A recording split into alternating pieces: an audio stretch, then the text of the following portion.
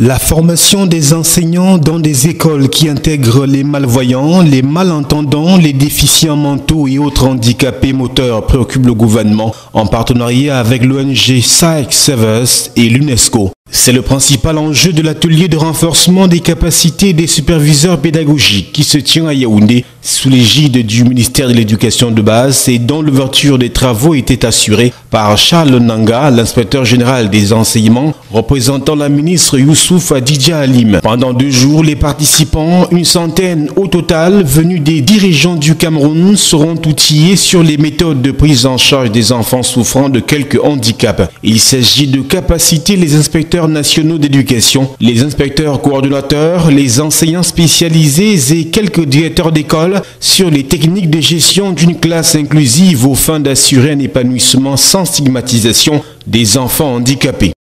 Vous savez que nous sommes dans le paradigme de la qualité d'éducation et le principal défi c'est l'inclusion.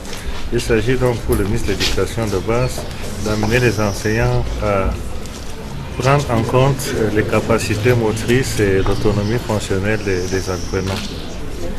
Alors, l'éducation inclusive, ça renvoie à quoi concrètement? Simplement à ce que tous les enfants d'âge scolaire puissent accéder à l'école et recevoir des apprentissages, quelles que soient les difficultés ou le handicap dont ils souffrent. Il s'agit surtout de ne point discriminer, encore moins de stigmatiser ceux qui souffrent d'un handicap quelconque. Notre souhait, c'est de voir que, à échéance, que tous les enfants, quel que soit leur degré de difficulté ou on va dire de handicap, puissent accéder à l'école du village. C'est-à-dire qu'un enfant handicapé puisse aller dans l'école la plus proche de chez lui et idéalement peut-être avec même son frère ou son camarade qui n'est pas handicapé se tiennent à la main, ils vont dans l'école d'à côté. L'ambition du gouvernement est de susciter l'engagement de toute la communauté éducative pour une cause, mieux un programme qui compte à son actif 68 écoles inclusives et pilotes dans les régions du sud-ouest, du centre et de l'extrême nord, histoire d'assurer une meilleure insertion sociale des personnes souffrant d'un handicap.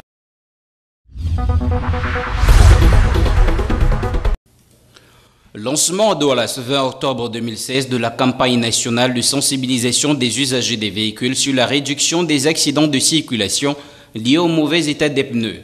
Une initiative de l'association Blue Spirit en collaboration avec la délégation régionale des transports pour le littoral. Il est question d'amener les automobilistes à prendre conscience des risques déroulant du non-respect des règles de la pneumatique. On va l'implémenter sur le terrain à travers les actions permanentes telles les différents documents et supports de campagne que nous allons mettre, le menu-guide du pneu par exemple, qui donne les informations pertinentes qu'il faut connaître sur un pneu et comment l'entretenir, la fiche pratique qui sera distribuée et affichée chez tous les pneumaticiens et on va les former également en ce sens, de manière à ce que monsieur Lambda, qui va voir un pneumaticien quelconque dans la ville ou ailleurs, y trouve cette affiche et sache que le pneumaticien a été formé pour comprendre quelque chose et améliorer l'entretien du pneu. Selon le ministère des Transports, 30% des accidents de circulation sont dus au mauvais état des véhicules et 10% au mauvais état des pneus. Dans cette campagne, il sera mis en évidence des facteurs peu connus tels que la résistance du pneu, la date de péremption, la largeur, le rayon de la jante et la charge supportable, entre autres. Pour mener à bien cette campagne, des activités telles que la distribution des documents et la formation des pneumaticiens, ainsi que la communication médiatique seront initiées. Prennent part à cette campagne les responsables d'auto-écoles, des pneumaticiens, des mécaniciens et des sociétés d'assurance. Bien que fragilisé, Boko Haram a encore une certaine capacité de nuisance. À cet effet, les autorités de la région de l'extrême nord ne doivent lui laisser aucun répit. Tout doit être mis en œuvre pour réduire cette secte barbare à sa plus simple expression. C'est ce qui justifie sans doute la réunion de sécurité élargie aux administrations sectorielles que le gouverneur Midiawa Bakari vient de tenir à Maroua. Une réunion de sécurité extraordinaire à laquelle on prépare le commandant de la 4e région militaire interarmée, celui du premier secteur de la force multinationale mixte basée à Mora et le commandement de l'opération Alpha, la réunion avait pour but de prendre des mesures de sécurité supplémentaires qui vont être déployées notamment sur toute l'étendue de la région de l'extrême nord. Bon, les contrôles systématiques vont recommencer. Vous savez, les malfaiteurs ont pris l'habitude de faire acheminer en pièces détachées les objets qui rentrent dans la fabrication de ces, disons, bombes artisanales. Associer les délégués de transport pour sensibiliser les responsables des agences à ce que tous ceux qui prennent les cars d'un point à un autre soient identifiés, enregistrés sur la base de leurs documents officiels qui peuvent être la carte d'identité ou le passeport en cours de validité, bien évidemment. À l'issue de cette réunion, des mesures sécuritaires visant à empêcher toute tentative de nuisance des combattants de la secte Boko Haram ont été prises. Il ressort que les contrôles mixtes seront intensifiés dans les différents axes routiers et principales localités de la région, avec au bout de compte des fouilles systématiques, des coins et recoins, de nuit comme de jour. Le gouverneur a prescrit au délégué régional du commerce et ses collaborateurs de veiller sur tous les circuits de commercialisation des marchandises sur toute l'étendue de la région. Côté transport, le contrôle sera renforcé dans les agences de voyage, les passagers bien identifiés et les bagages étiquetés, tout ceci afin de neutraliser toutes les astuces de Boko Haram. Signalons que cette réunion se tient au lendemain de la découverte dans une agence de voyage à Mora d'un colis contenant des composants destinés à la fabrication des explosifs utilisés par Boko Haram pour orchestrer des attentats kamikazes.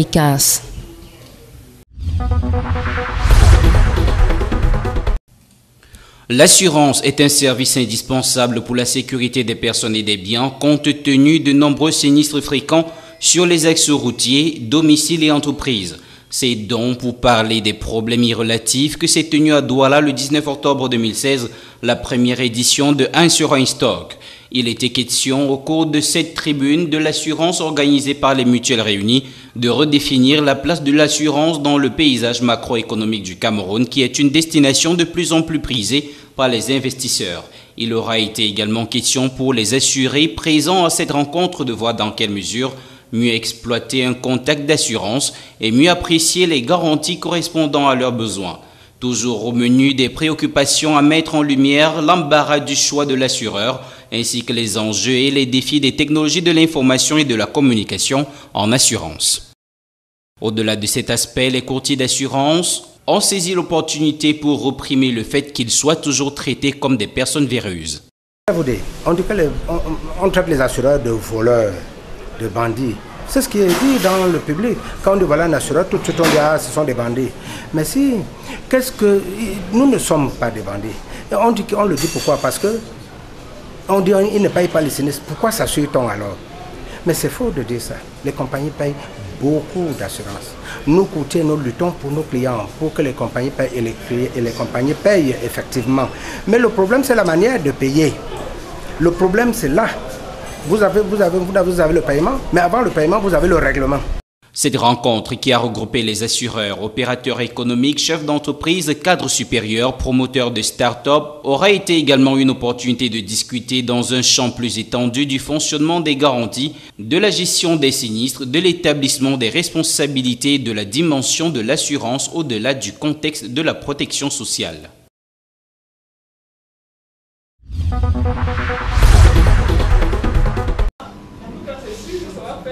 Le groupement de la filière bois du Cameroun a organisé ce 19 octobre 2016 à Douala la formation des pères éducateurs dans le cadre du sous-projet prévention VIH chez les autres populations vulnérables.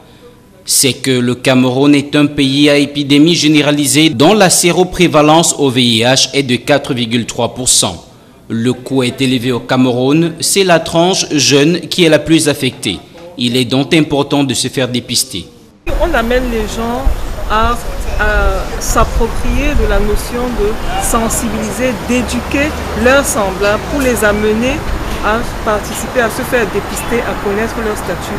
Le Cameroun est dans un processus d'accélération de la mise des personnes sous ARV. Il faut que le maximum de Camerounaises connaissent leur statut et prennent le traitement antirétroviraux. En effet, dans le sous-projet prévention du VIH chez les autres populations vulnérables, le Cameroun a soumis une note conceptuelle qui a été approuvée par le Fonds national de lutte contre le sida, la tuberculose et le paludisme et dont l'objectif de développement vise la réduction de 50% de nouvelles infections à VIH d'ici 2017. Pour ce faire et pour un impact plus fort, le ministère de la Santé publique a souhaité se faire accompagner de différents partenaires dans l'exécution technique et financière de certaines activités de la note conceptuelle.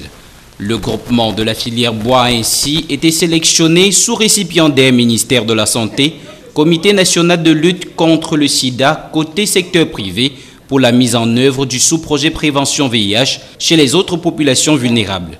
Les personnes identifiées sont ici les travailleurs de grandes entreprises et pôles économiques, les détenus des prisons et les populations des camps de réfugiés. De manière spécifique, il s'agira d'augmenter chez les populations le pourcentage de personnes sensibilisées et d'orienter vers le conseil de dépistage volontaire anonyme. Étape primordiale pour parvenir à l'atteinte de la couverture universelle de la prise en charge du VIH en accord avec la politique nationale de lutte contre la pandémie. Telle est la mission des pères éducateurs en cours de formation qui auront désormais la lourde responsabilité de venir en aide à ces populations qui traînent encore le pas dans le processus de dépistage volontaire dans les milieux professionnels. Ils sont environ 3000 dans tout le Cameroun.